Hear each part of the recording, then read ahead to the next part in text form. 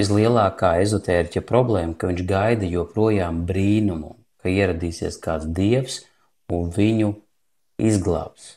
Viņš grib uzticēt savu dzīvību uz brīnumiem. Vot šajā mājā, kurā es tagad atrodos, šai mājai ir arhitekts, kurš to izplānoja pirms viņa tapa.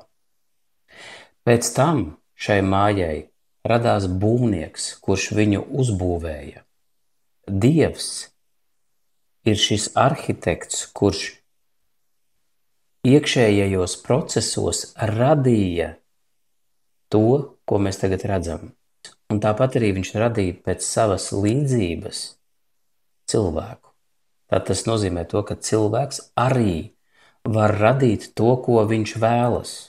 Bet ezotēriķis nezin, ko viņš vēlas.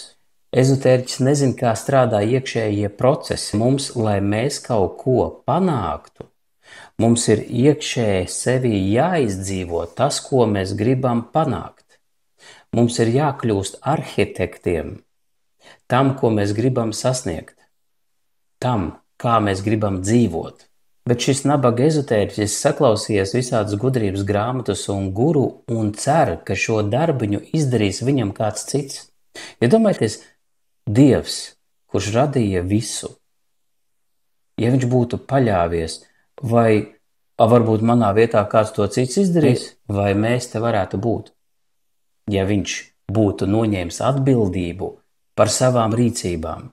Tas nozīmē to, ka cilvēki, kuri gaida pastāvīgi brīnumu, viņi nemāk rīkoties ar savu iekšējo potenciālu, ar cēloņu un seku sakarību. Amerikā 70% ir tie, kas pērk visu laiku laimestu biļetes. Nabadzīgā cilvēku masa pērk biļetes, jo cer uz brīnumu.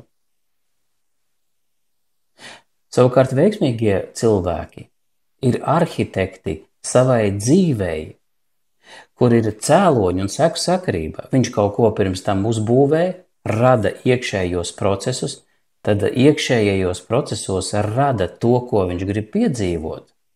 Un tas viņam ir. Nevar būt tā, ka Dievs tagad vēlas iekšējajos procesos radīt cilvēku, bet pēkšņi rodās antilope. Opā, kāds brīnums notika. Tā taču nenotiek. Iedziļinieties šajā tēmā par to, vai gadījumā jūs neesat tie, kas noņem atbildību par savu dzīvi, dzīvošanu, domāšanu. Vai joprojām jūs kā bērni gaidat, kad jūs kāds cits izvedīs aiz rociņu, kad kāds cits samaksās jums algu, aizvedīs aiz rociņas un izdarīs kaut ko citu jūsu vietā?